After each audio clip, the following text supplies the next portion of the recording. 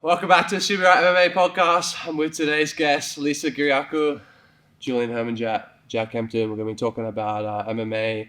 Lisa's next match. What it's like to compete in the UFC, road to UFC. Competing and training under Absolute MMA Collingwood and all the fun stuff. What's been happening? What's it like being an MMA fighter? Hectic. Life is very hectic being an MMA fighter. You know, a lot of training, multiple times a day, but love the grind. So, Awesome. what I love doing. What does it take? Say today I decided I'm going to be an MMA fighter. What does it take? Full-time MMA fighter or Sure. takes great discipline and will to push through and, you know, train multiple times a day just to be committed. So it's being strong-minded and hearted with the sport for sure. Awesome. When did you start? I started training when I was 26, so only about 7 years ago. Wow. Or maybe under that. So before that, I'd never joined a gym in my life. First time ever having a gym membership. So I literally came from absolutely nothing. Started training MMA and just became obsessed with the sport. Wow. Yeah, that's cool. So I've had it's a very unique short story, eh? Yeah, crazy. And I remember talking to you about this before, and you think maybe you've been lucky with injury prevention. For sure. Because you weren't that really athletic before that. Like, you was in any sports before that. No, so that's definitely been a favour on my side. So it has to be good. Wow. Yeah. Awesome. It's impressive for that, like starting as late as you did to have reached the heights that you have already is crazy impressive. Sure. Is that from the start when you started training, were you completely just threw yourself into it from the get-go, or was it like, you know, train for a year, okay, now, you know, train a bit more, start taking it seriously, or were you just go? So when I first came to the gym, I just obviously started doing the injury classes. I just stayed back and smashed them out like 3 in a row, became obsessed with the training. So I was still working in dental at the time. Oh, wow. Yeah, so I was working in dental after like working 8 to 5 or whatever it was. I would go to the CBD gym in CBD, and I would just stay back, do back-to-back sessions. When I went pro, lost my first pro fight and basically stopped working. I thought I'm just going to give this my everything. So I stopped working altogether so I could train full time. So you could say that I definitely just gave it my everything. Wow. So Yeah. you started at Absolute MMA. Yeah. Started with intro classes. Yep, and People champion. for sure. And Wow. Tiago said to me, he goes, if you want to actually get serious about MMA, you need to go to Collingwood. And then I did. I went to Collingwood, you know, trained for about 2 years. Then I had my first MMA fight, amateur fight. I had 9 amateur fights. Now I'm coming up to my 20th fight altogether. So wild in a very short time. Crazy active then. Yeah, wild. Wow. Did you pursue other striking, grappling sports beforehand? You went straight into MMA. Straight into MMA. So I've literally had zero history, never worn a pair of gloves in my life, never watched fighting, never did any of that. So it was literally the first time doing any sport in my life. Wow. I'd punch on with my brother when I was very young. But maybe that helped me out a bit. Definitely made me tough. But That's cool. yeah, literally zero sporting before this. What made you want to start?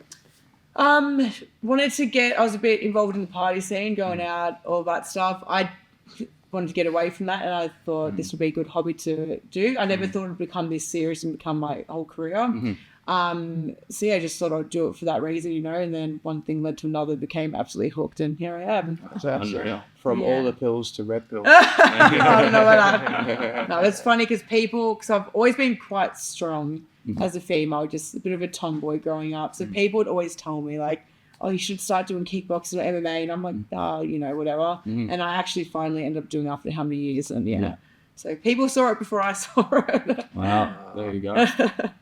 So you would have seen a lot of changes at this gym. Oh, for sure. Yeah. Oh, 100%. Yeah. From like just people, you know, just everything, you know. Yeah. So I've been here for a long time. So yeah, absolutely love it. Part of the furniture almost. Yeah. Pretty much. Yeah. So Wild. what have been the highlights of your, 10 years of training? No, about 7 years. Wow. Respectfully, I thought you were younger, hey? No, 31, yeah. Wow. Yeah, so, but because I think because I started so late, I've got no injuries. I've got no wear and tear on my body, so I feel very strong and fit, and like, you know, still my peak is still happening, so yeah. Sick. That's the benefit of starting later, I guess. There's something to be said, with that. Like, you see a lot of guys who started super young who are just like injury prone now. Yeah, for sure. Yeah. Yeah, so I definitely think that's been a benefit for me because I'm doing well. You know, I've done well, I've been on big shows, and I'm just getting better. But yeah, I started later, but it's still my career's still on the go. You know, so yeah, it's working out for me. So I've been using these Breathe Ease Performance nasal strips and lip tape. So about 8 months ago, I had a surgery, and I was really struggling with my snoring, and I've just been using the nasal strips and the lip tape, and that made such a difference. Julian, what is our discount code? SBR MMA 15 to get 15% off your Breathe Ease order. Guys, link in bio, check them out. Yeah, sure. What have been the highlights of My career? Yeah. What's Many highlights. So just altogether, the team at Absolute, you know, they're like my family. So that fighting on, you know, one championship was an amazing experience. Fighting on the Road to UC was an awesome experience. Getting to travel for fights, you know, the whole thing's just been a massive highlight for me, honestly. Yeah, just love it. Love the lifestyle of it. Yeah. They didn't give you an easy matchup on one either. You fought a pretty good girl as Yeah, well. for sure. Yeah. Wonder Girl was definitely, I think she was like a 3-time Lumpini world champion. Yeah. So, And you did, like, it made it pretty clear when you fought her. It wasn't like this could have gone either way. No, for sure. Yeah. And, you know, obviously she had very good strike, and so the game plan was just to take her down, which I did. And they definitely flew me there not to win that fight. Yeah. So it was a bit of an upset to them, but nice. I got the win, so I was very, very happy about that. you got the nod with decision? Decision, yeah. Talk us through that match. That was a year and a half ago. I think it was 2 years ago. It was a while ago. Yeah. So, obviously, you know, got that fight given to me. I just took it down every round, just was heavy on it the whole time. Yeah, so you could say there's a little bit of striking exchanges in it, but definitely me just taking it down and just being heavy and annoying throughout the whole fight, basically. Yeah, it was a pretty dominant victory. Yeah. So what was her name? Nat Wonder Girl? Nat Wonder Girl. Yeah. So She's big. Lumpini Muay Thai fighter. Yeah. She's had how many fights? She's had many. A bunch of Muay Thai bunch of Muay Thai fights. Very well known for her Muay Thai. She's very good. I remember over COVID seeing like videos of her fight when she was The quite young, and knees, she was just kneeing the crap out of people. Very tough opponent, very good striker, but her wrestling obviously wasn't as great as a striker. So that was the game plan. You got to be all around. Yeah, exactly. Have you competed in any other martial arts within your Never. career? That's interesting. I've only ever done MMA, only ever competed in MMA. I've been obviously doing a lot more jiu-jitsu recently. I would love to actually try at a JitsCon to see how I go. I feel like I'd do fairly okay in it. I'd probably be a bit annoying. but I've never done anything else competed. So yeah, I'd love to one day give it a go. That's awesome. It's interesting to see, because that's almost unorthodox approach. It is. It's just to see how far you've gone by just doing purely MMA. Yeah, crazy. Because most of the time coaches recommend, even when Simon was here, he gave really good advice. He said he recommends amateur guys doing wrestling competition, for sure, jiu-jitsu, Muay Thai, boxing. So then when you jump into the cage, you're not actually an amateur. You've got a specialist rule set. Yeah. Specialized skill set. 100%. That's sick. I'm a true freestyle fighter, I guess you could say. I don't really specialize in anything. I think I kind of adjust to what I need to in the fight. If my opponent's a better striker, I tend to be the grappler, vice versa. You know, I'm always mixing it up, so you don't know what's going to come from me. So that's good. Sick. Yeah. What was it like on Road to UFC? Like that was. Dude, that experience was definitely the best experience of my fight career. Yeah. The show itself, obviously being like on a UFC type event, was just insane. Like training at the PI, having the chefs make my meals for me every day. Just the way they treat you, you know, it was amazing. The whole show. So you know, that was just the start of that. You know, I believe it's all part of the journey. You know, I didn't get that win. It was probably my best fight though. I would say definitely my best performance.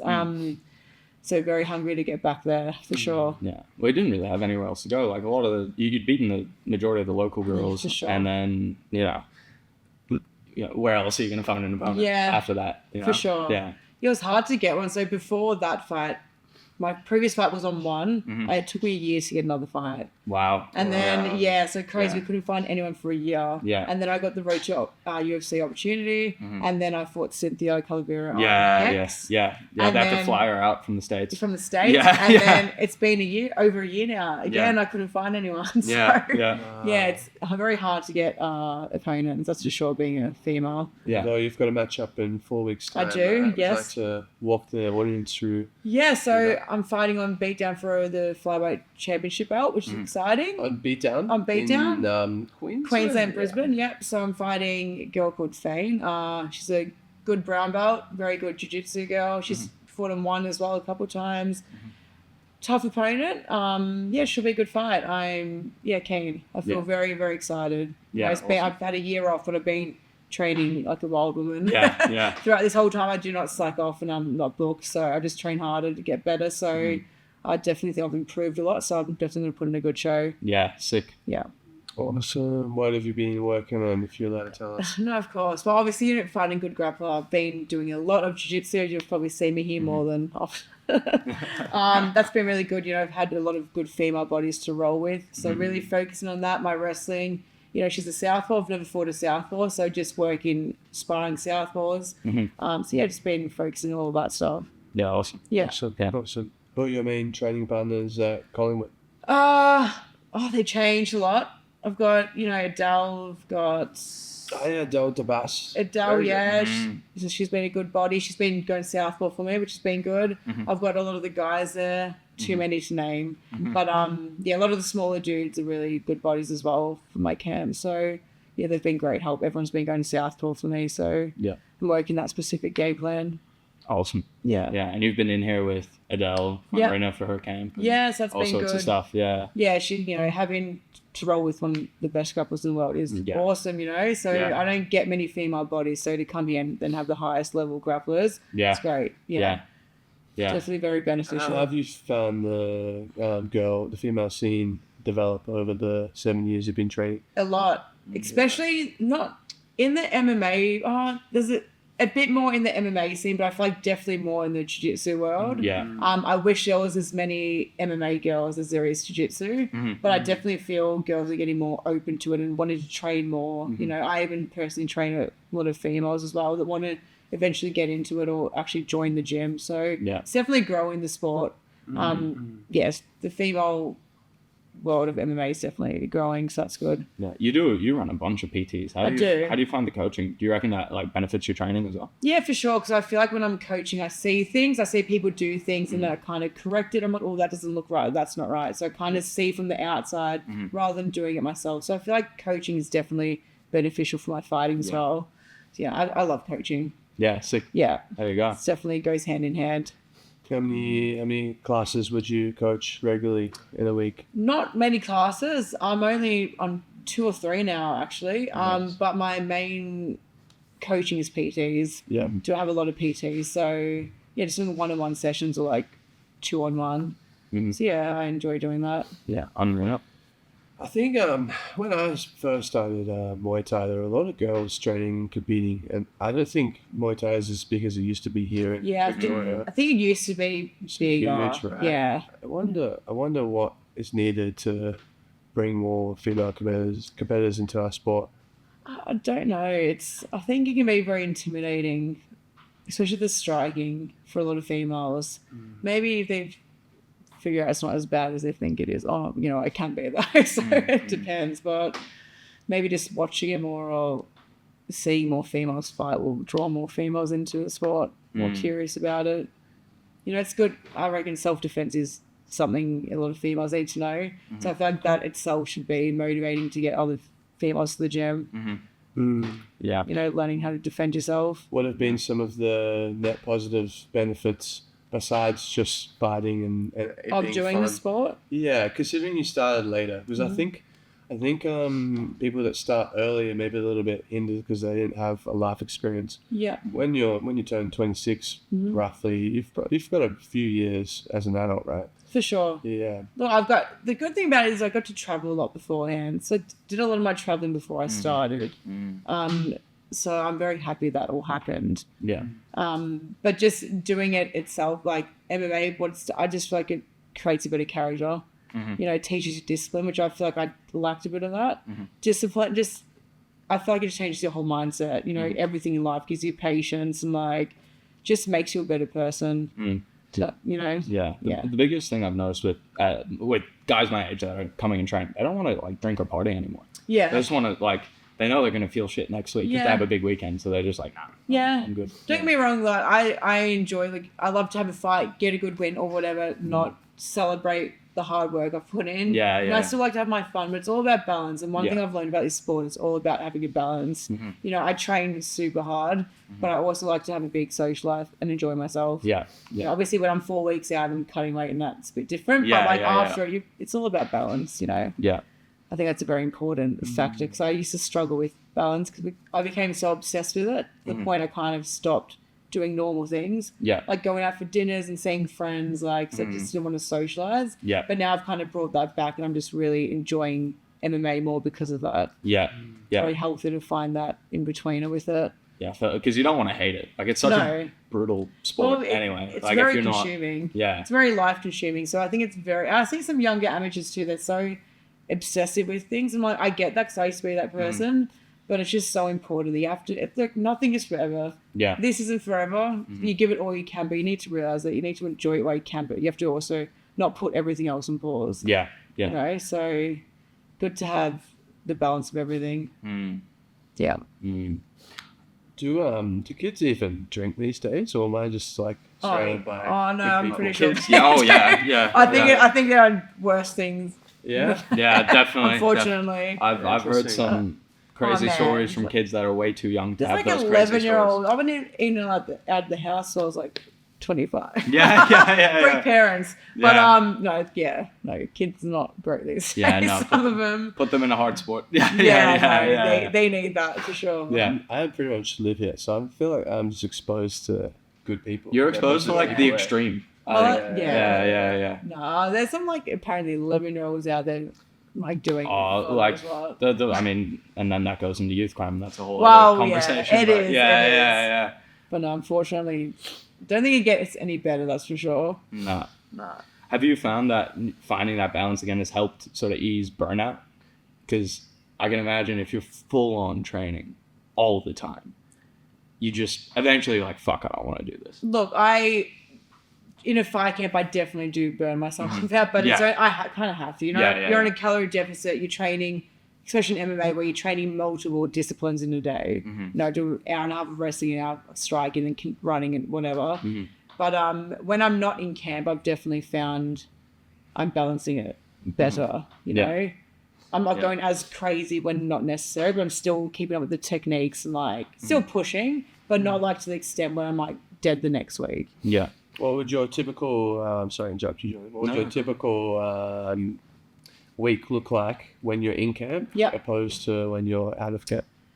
So, for example, on like Monday, I'd come to St Kilda and do the jiu-jitsu in the morning. I'd even run before that, just like a nice long steady distance run. Come here, grapple, go home, sit for like an hour, eat, go to Collingwood, do 2 hours of wrestling, chill for half an hour, lift weights from 4:30 to 5:30, do a PT, coach a class, go home, pass out, watch Netflix. Out of camp, probably I still run in the morning. I like to run. I do the 2 hours in the afternoon, still lift weights. So it's probably just like that extra session I'm adding in now that I wouldn't always typically do. So I still train quite a lot out of camp because I still believe in leveling up when you're not booked. But because that's when you get better. But just not to that real extent, you know.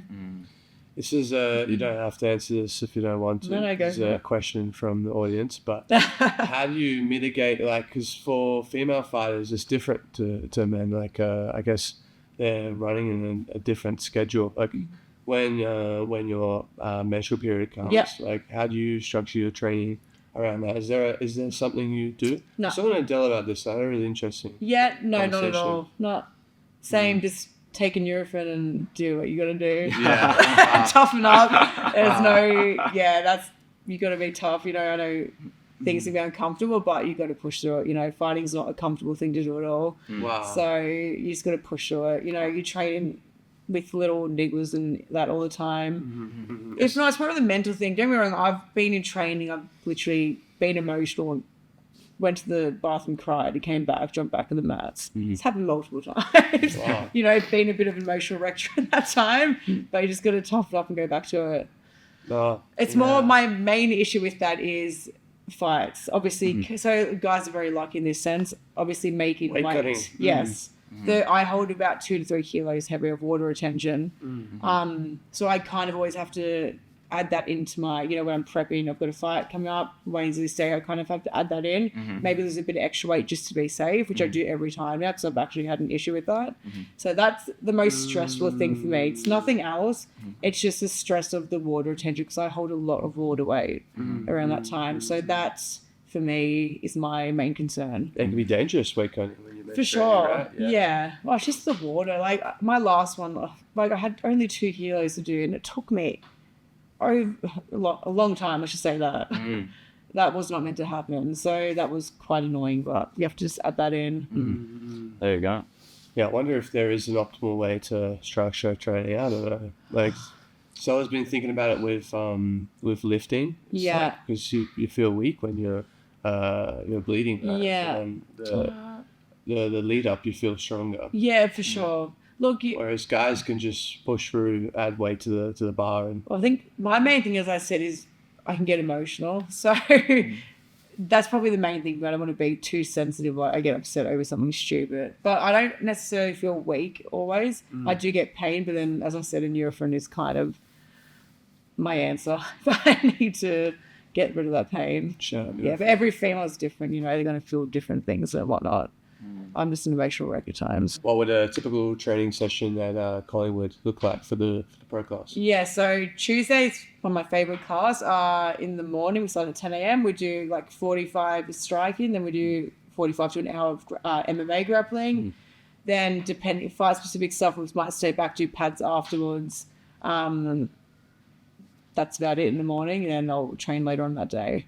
Yeah, it's pretty high in pace though. We just do a lot of rounds, so it's good. Awesome. Good push. So striking would be round based that Tuesday morning, or Striking's just a lot of technique. A lot of technique. If you're not, we don't really spar. I spar like maybe hard once a week on a Friday night. More just technical stuff, maybe some like countering return stuff, and then just doing like the bit of technique for the MMA grappling, then doing like 5-5s rounds.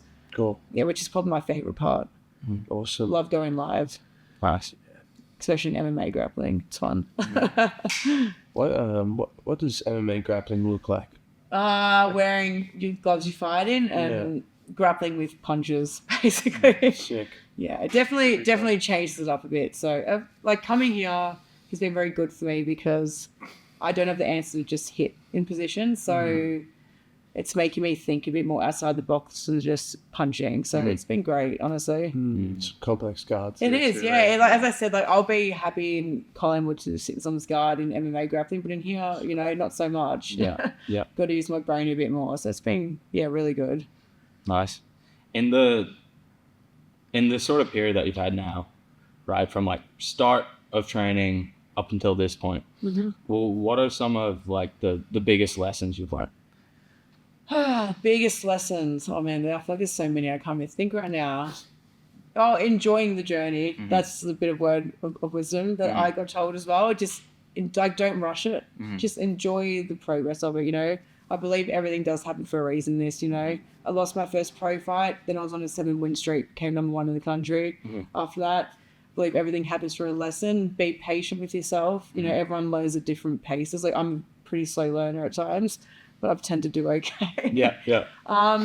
Just enjoy it. Don't be too hard on yourself. Enjoy everything. You know, as I said, it's not forever. You need to remember that. So just enjoying every session and be grateful you can do this. Yeah. There you go. Yeah, my words of wisdom. Yeah. There you go. What do you reckon? Nice. All fired up. Yeah. I reckon. Yeah. We should enjoy it more, eh? Yeah. Oh, for sure. People Like, take it too seriously. oh, that's the sometimes, thing. And so- like, you have your days where I dread. I'm not gonna lie. I've trained 3 times one day, and I don't not want to do a 4th session. I absolutely hate everyone. Yeah. Like, not literally, but I just want to stay home and do nothing, basically. Yeah. But it's got to remember, like, you're lucky to do it. Some people don't have the chance to even move their bodies the way we do. So we're very blessed to be able to actually get that opportunity to do this. Yeah. We're privileged to have the opportunity to shift our life purpose to. For sure. Even, in dentistry, right? 100%. Like, From 9 to 5, Oh, we're working a lot of hours. oh, and, man, you I get would to live in the gym all dream. day. Dream. I would watch these girls on YouTube that used to be pro fighters and dream of the day when I became an amateur, like I could not work and just train full time. I didn't think I'd ever be possible. Even like the thought of the UFC or like these bigger shows, the fact I've got opportunity to fight on one or the road to UFC, is huge, and now I get to train full time. So wild, wild journey. Yeah. Wow. Yeah. What's next after, I guess, you focus on the fight at the moment? Yeah, one thing I've definitely learned, so that's a good point. Don't look past fights. Yeah? Yeah, so one thing a big lesson I've learned, I feel like from my last year, is I tend to look past the fight in front of me. Focus on the fight ahead. Don't worry about what's going to happen after that. So that's probably, a huge bit of advice I'd like to give. Yeah. So I feel like I've been down that track where I've just kind of had a fight and I've just looked way past it. Not actually put my all into it because of that. So just looking at the next one and then don't whatever comes next is. I've learned that lesson with jiu-jitsu matches for Yeah. sure. I feel like the first or second match, like, it's going to be easy. I'm looking at a bracket, I'll be like, okay, I'm going to be competing against this guy. I'm going to think about, this match, okay, I'm going to leg lock this guy. Yeah. And then I'll have the first match get taken out. And it's like Yeah. a super hard match, or the Yeah. second one super hard. And afterwards, I'm like, I should have focused on this match. I thought it'd be easy. Yeah, for sure, man. I had anxiety from the future matches. Yeah. I should have focused But in the moment. You'll learn from it though, won't you? Of course. Even having I've had my latest fight, I had a very bad mental thing in there as well, which I've never really experienced before. So just knowing that if that was to ever happen again, that I would kind of go back to that moment and like use it and just it would feel familiar, so I could kind of push through it, So you're not always going to feel great during competitions. So just using that for future.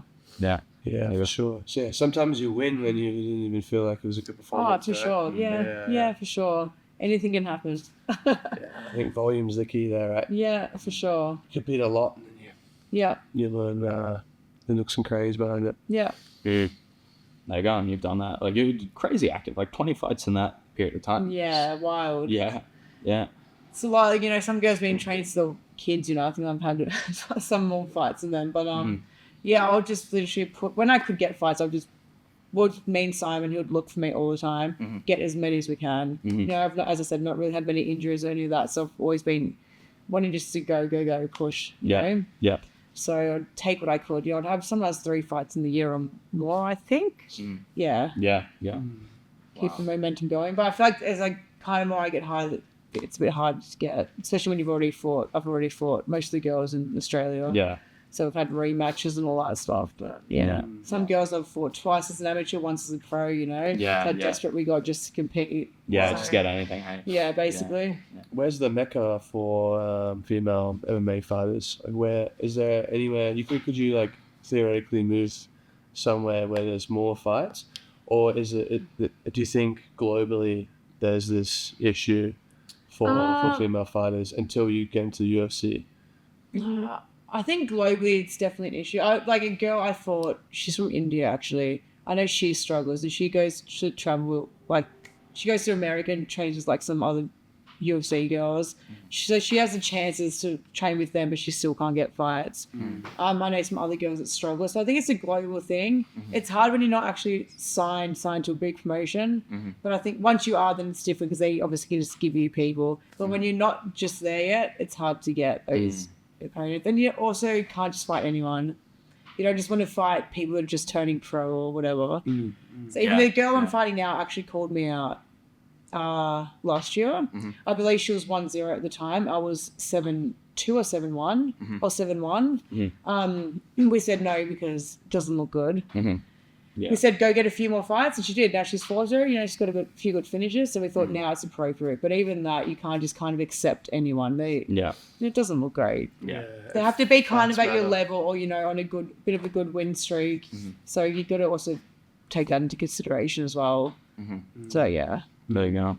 So finding that body is hard sometimes. Is that the first women's flyweight title that they've put up at Beatdown? Yeah, I believe it is. Yeah. I believe they've just started doing belts. I know their last show they had two males on, but I believe it's the first female one. So yeah, it's exciting. Unreal. There you go. I've heard Beatdown's a very good show, so I'm very keen to fly down to Brisbane and have a good fight down there. Not a bad place to go for a fight. Yeah, no, I'm very excited. Yeah. It's a nice spot, Brisbane. So I was there a few weeks ago for the first time. It's nice yeah. and warm. And the city's very developed. The weather would be good. They've got us a nice place to stay, so I'm keen to go down there. Little vacay. Speed down a new promotion, relatively. I think they've been around for a while. I don't know how new, to be honest. Maybe not super old, but not super new either. I don't actually know. Should know that. I think I was looking. Whose fight? What was that? I was doing tape study, and I'm trying to figure out who it was. I went no, just like another Aussie fighter. I think he fought on Beatdown for the first time like 3 years ago. So it's a relatively new promotion. Yeah. Yeah. That sounds about right. 3 years or so. Yeah. Yeah. It's not been out for ages. Yeah. But yeah, apparently it's from the guy like Simad's fought in there, Sam Miles fought in there. Apparently, like the way Damo runs it, it's just amazing. The way he treats the fighters, so keen to go down. It's always nice when you go on a promotion, they treat you really well and look after you. So yeah. Awesome. It's always a highlight of traveling and fighting. Yeah. Sick. Melbourne, yeah. There you go. Yeah. Do you have any advice to fighters or like wannabe fighters maybe listening to this and advice from your lessons from your career, like considering you started later and ended up going all the way? Train hard, you put in the work, if you want it, go for it, stay disciplined, enjoy the journey, don't rush it, it'll all happen at the right time. Give it your all. You have to. You can't be in this sport and half-ass it. If you want to be successful, you have to give it your everything, with the right amount of balance. I'm saying that, but you have to give it everything, I love Charles Bukowski's quote, if you're going to try all the way. Yeah, for sure, 100%. If you're in this sport halfway, you're not going to go far. And it's a dangerous sport to be, someone trying to take your head off. You got to be ready for that. So, yeah. Yeah. Yeah, I feel like you should either, if you're going to do MMA, you can't play MMA. Nah, no way. It's not like jiu-jitsu. Nah, it's like someone's trying, you can get very badly injured in there. Someone trying to knock your head off, So, yeah, you definitely can't pass it. This is probably a good question for the both of you because you both have experience in tracking. How do we make tracking sports in general more, and like practicing it live, more accessible for hobbyists or for people that don't want to get hit in the head? I just believe training with the right... I'm not necessarily a big fan of headgear because I know people wear it, whatever, each their own. I personally never worn it because I feel like it can give a false sense of belonging. False sense of security. Yeah. And also I feel like you just kind of get hit a bit more. Oh, maybe not. As I said, I've never worn it, but I agree with you. Your head's a bigger target. It is, and then you think you can take more. Exactly, and I feel like when you go live with it, still bouncing, right? Exactly, and if you have a fight and you're not in headgear, it might be a bit of a shock. I believe having the right partners that aren't going to crack you, that know how to lightly spar, that know how to pull their shots, not sit their punches to try and knock you out. Yeah. So I think it comes down to who you're training with and who you can actually trust to give you good rounds. Yeah. You got to have the right body to spar with. If you go with some heroes trying to knock everyone out, it's not great. No. So someone that's respectful, knows how to control their power is a big thing because, like, obviously, the better you are, the more you can control yourself. Yeah. So partnering up with good people that know how to do that, I think, is a huge part of it. Yeah. Do you reckon it's the approach to the rounds, like going into a round not necessarily being like, I must win this round, but like, I'm aiming to land these things? Yeah, for sure. Look, I remember like Simon got me thinking this because I would go to sparring a long time and I love sparring. It's my favorite. I could spar all day. It's my favorite thing to do, I love just sparring. It's fun.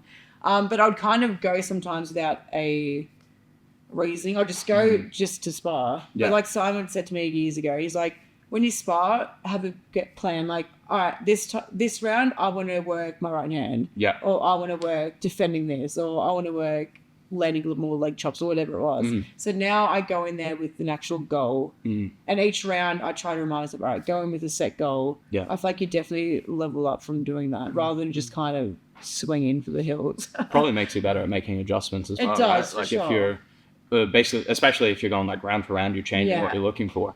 Then sure. In a fight, coach tells you, don't do this Yeah, instead. Kind of thing. You're exactly. like, okay. Yeah, exactly. Good. You Yeah. need to learn, even like for obviously fight prep stuff, you got an opponent who likes to shoot, who likes to do this, just getting them to work those things so you can practice as well, defending and all of that. Yeah, super important. Yeah.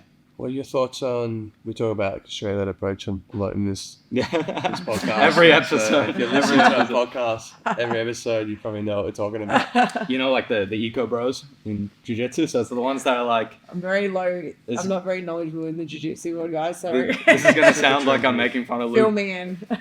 There's a guy in New Zealand, Luke Fairbairn, who's like super into this. Like his gym is basically all out, Luke. games, and that's how they train.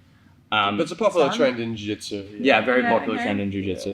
Yeah. Where they'll, instead of just drilling a technique over and over again, you're like playing a game where maybe the top person is looking to pass the guard and the person on bottom is looking to sweep. And that's it. You do that for however many rounds, then Yeah. you change the goal, and you change the goal, and you change the Kind of goal. like specific training. Yeah, pretty much. Pretty Yeah. much specific but training. then like maybe a little bit more specific. Okay. Because they're trying to create like what they, I'm getting all technical, but they call it affordances, right? So like affordances are things in your environment. So like reactions could be another like Yeah, synonym okay. for it, right? So like when someone extends, you're probably looking to strike in the stomach, for Yeah. example, So you create games that try to give these reactions or affordances. I Yeah. think that's So good. it's just a little bit more specific than specific training because like passing, like sweep pass is very broad. But if Yeah. you made it so like you just want to make someone flat and the other person's trying to knock them to the bum, Yeah. very specific reaction. It's like a right? scenario. Like I think Yeah, like scenario it's- training. Yeah, that's Yeah. popular. Yeah. But live, like always live. I think it's good. Like my favorite sort of drilling in jits is doing like specific training. Like from someone starting my back and just go live. Yeah, from that. positional work. I love that. Like Yeah. when it comes to just actual drill, like someone showed me something. We're very severe ADHD, so my brain sometimes is just like. I don't mean to, but I can't help it. But when I go live with it, I feel like that's how I learn. Yeah. I'm more of a doer than a. Me too. Maybe we all are, but I don't, Do you know what I mean? Yeah. Yeah. So I think it's a great way. Like for me, that sort of style works best for me. Like going more live in scenarios. For sure. Yeah. What are your guys' thoughts on if you were to create a constraint? So again, to create a constraint where you don't hit them in the head and rather hit them in the chest. Is that representative to hitting someone? Wait, are Or you not? saying for just training or like? Yeah. fights? So say you're in training, right, and you have a choice between like doing a drill or like going live, but instead of hitting them in the head, you hit them in the chest. I think there are ways where you can get close enough to hitting them in the head without actually connecting, right? Yeah.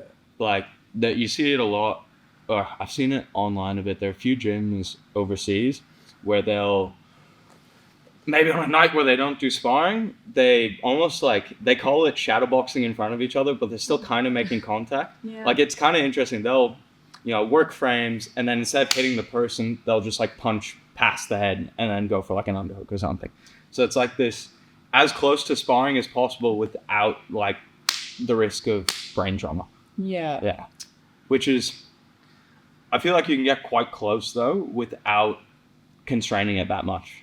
You I can just go think- light, I think if someone doesn't want to compete, that's good. Yeah. Because if they want to compete, then I believe it's very important to get used to getting hit. Yeah. Doesn't mean getting cracked and getting brain damage. Yeah. But you get hit in sparring, it's like that you don't want to not feel that in sparring, and you get in a fight and then you get cracked and it's like, oh damn, what's this? Yeah. So I believe if you want to actually fight like competitively, you have to get those contact rounds in. As I said, For not sure. not like causing brain damage. Yeah.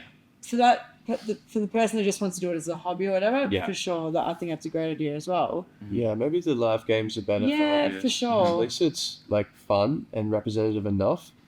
Yeah. And just then gonna one, trust- not getting hurt. Yeah. And two, then they're not just hitting pads.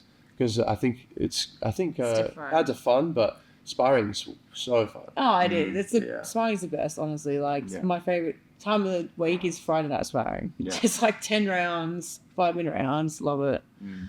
Good fun. Mm-hmm. Yeah, I think that's a problem that to be solved in striking, is how do you mitigate the brain damage and also keep it fun. As I said, and skill though, building. The partner shouldn't be hitting that hard where they're causing that damage. So it comes down to who you're training with, I believe. You know, if you've got someone that's pulling their shots, slightly tappy, you know, obviously not sparring people wearing gloves, but wearing 16s and all that stuff, that makes a big difference, I feel, as well. Yeah, yeah. You get a few heroes. Yeah. Come in with a pair of 10 ounces and just. Look, I might not always be the best sparring. I'm good. I'm alright. I mean, you've sparred me. Oh yeah. I'm alright. You're fine. A couple leg kicks land, and you're like, all right, Lisa, I get it. The leg kicks hurt. I know. Was that a few months ago and you had those two black eyes? No. That was from someone else. But I did have a huge thing on my leg after you. I think it's the may first need time to- I got around with you. I did this bruise like that big. I may need to pull the leg chops a little bit. That'll cause That's brain alright, damage. though. Yeah, that's alright. anything under the head is fine. You can go Yeah. as hard as you want. Yeah. No, I'm think joking. so. But, Yeah. What are some other solutions do you guys think? Like just theorizing to make it fun. I think it comes down to the person's attitude towards it. yeah. I think at some point there is like, you can't really avoid Well, that. Like you kind of need to. get hit. Yeah. Yeah. If you want to spot, do Sport striking. is You getting have hit. striking is getting hit. Yeah. Let's be honest. Yeah.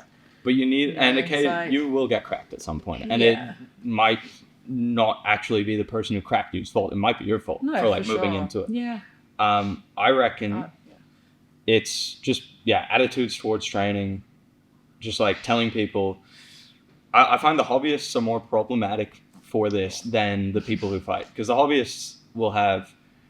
This is going to sound like I'm slagging off people who just train for fun, but there are some, especially Tom. No, there's some people who have their head screwed on right, and they come in their spar and they match the intensity.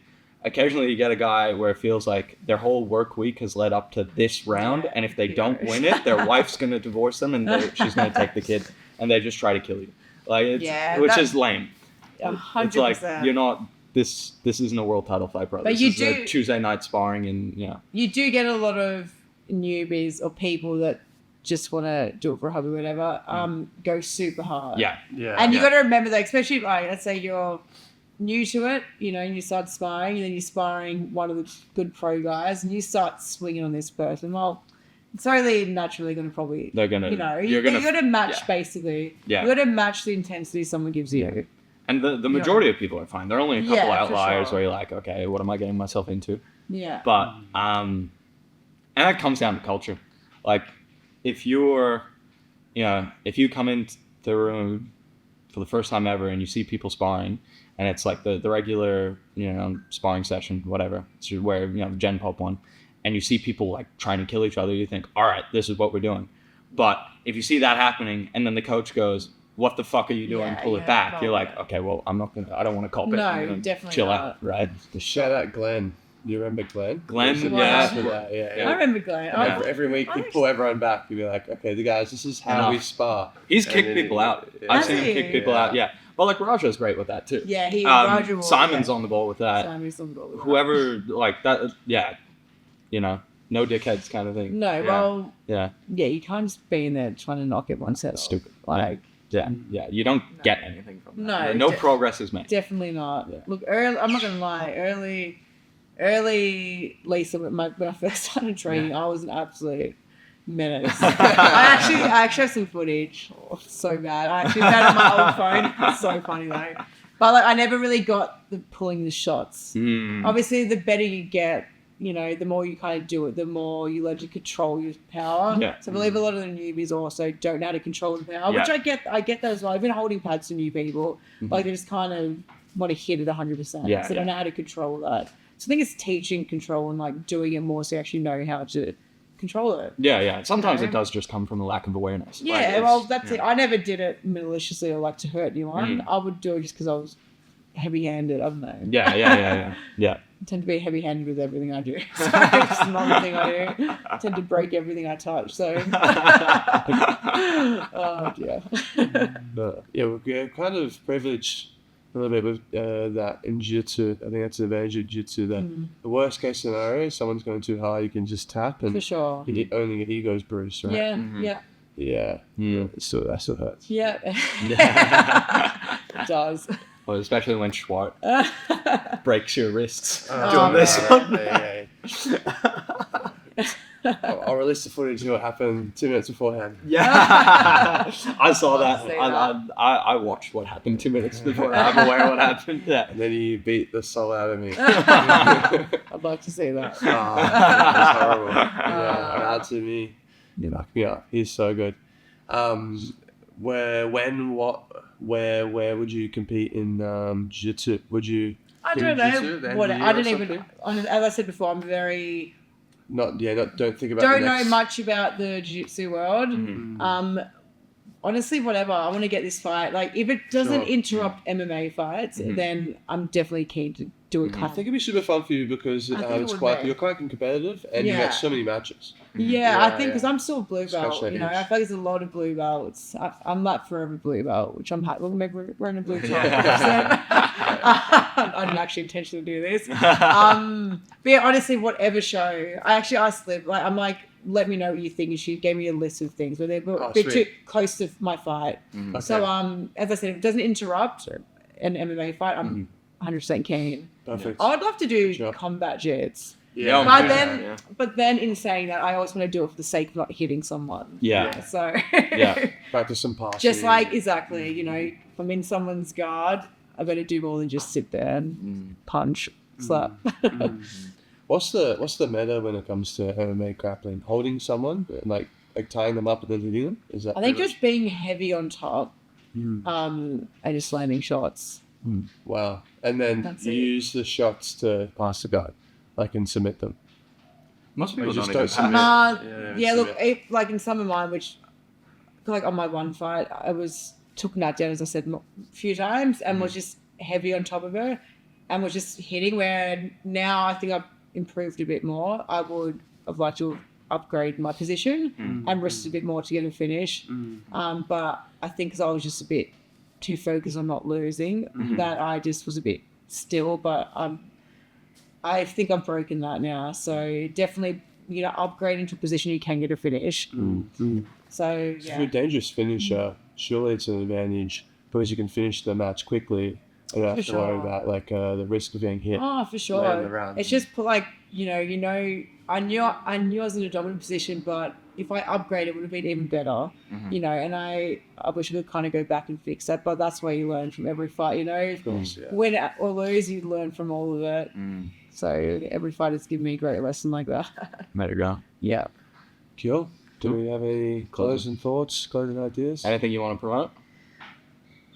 Not really, just 4 weeks. Beat 4 down. weeks, beat down, watch my fight, guys. Should be good. It's been a year in the making for this, so feeling good, feeling strong, ready to put in a show.